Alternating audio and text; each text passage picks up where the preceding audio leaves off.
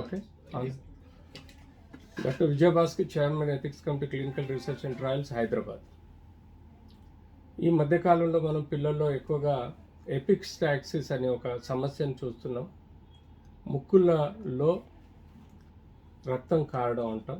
ఇది ముఖ్యంగా కోల్డ్ సీజన్స్లలో కానీ, ఎక్కువగా ఏసీ ఎక్స్పోజ్ అవ్వడం కానీ, లేకపోతే కూలర్స్ ఎక్స్పోజ్ అవ్వడం వల్ల కానీ, అంతేకాకుండా ఎక్కువగా టాక్సిన్స్, బ్యాక్టీరియా, ఫంగై, వైరస్ కానీ ముక్కులో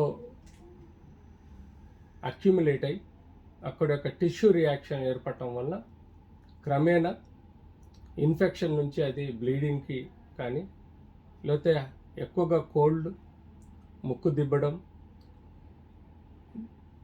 సున్నితంగా ఉండే ముక్కు యొక్క పొరలు బ్లీడింగ్ అవడం లాంటివి చూస్తాం.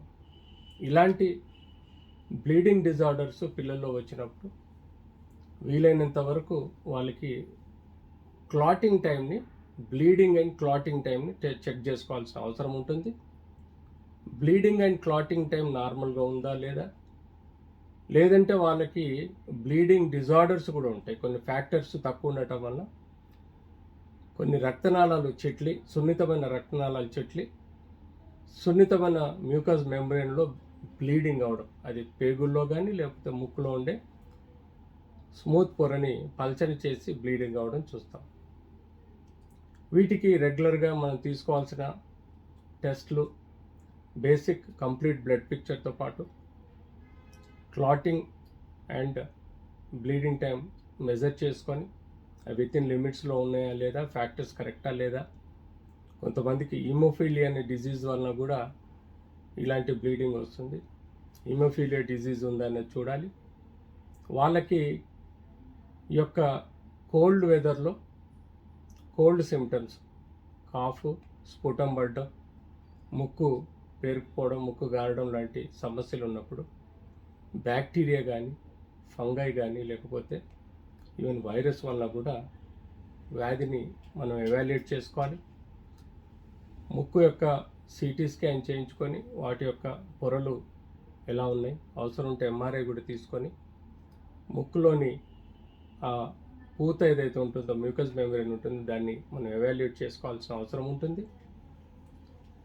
సివియర్ బ్లీడ్ అయినప్పుడు దాన్ని ఇంట్లో అయితే చిన్న కాటన్ ముక్కని ముక్కులో పెట్టి గట్టిగా ఒత్తి పట్టుకుంటే అట్లీస్ట్ సడన్ బ్లీడింగ్ని మనం కంట్రోల్ చేయొచ్చు. ఇమీడియట్లీ డాక్టర్ దగ్గర తీసుకెళ్తే ఆ బ్లీడింగ్ని కంట్రోల్ చేయడానికి కావాల్సిన ఇంజెక్షన్స్ ఉంటాయి, లేకపోతే లోకల్ ఇన్స్టిలేషన్ ఆఫ్ ఫ్లూయిడ్ ఉంటుంది. తద్వారా కొంత క్లాటింగ్ ఫ్యాక్టర్స్ లోకల్గా పెరిగి బ్లీడింగ్ కంట్రోల్ చేయొచ్చు. ఇన్ఫెక్షన్ ఎలాంటిది, అది బ్యాక్టీరియా, ఫంగయా, లేదా వైరస్ అనేది తెలుసుకొని వాటికి కావాల్సిన యాంటీడోట్ ఇవ్వాల్సిన అవసరం ఉంటుంది. అంతేకాకుండా వాళ్ళని కోల్డ్ వెదర్లో ఉండకుండా, ఐస్ క్రీమ్స్ తీసుకోకుండా, కోల్డ్ వాటర్ తాగకుండా కొన్ని జాగ్రత్తలు పాటిస్తూ ఈఎన్టీ సర్జన్ ఒపీనియన్ తీసుకొని, తద్వారా అక్కడ ఈవెన్ ట్యూమర్స్ కూడా సమ్టైమ్స్ చిన్న గడ్డలు ఏర్పడి పాలిప్స్లో, ఆ ముక్కులో ఉండే గ్రంథులలో, సందులలో కానీ ఎక్కడైనా పాలిప్స్ కానీ, లేకపోతే చిన్న ట్యూమర్స్, ఇన్ఫెక్టివ్ ట్యూమర్స్ ఏర్పడి అవి బస్ట్ అయ్యి కూడా బ్లీడింగ్ అయ్యే ఆస్కారం ఉంటుంది. వీటన్నిటిని ఎవాల్యుయేట్ చేసుకొని క్రమేణా ఈఎన్టీ సర్జన్ దగ్గర కరెక్ట్ ట్రీట్మెంట్ తీసుకుంటే తప్పనిసరిగా అది కంట్రోల్ చేసే ఆస్కారం ఉంటుంది.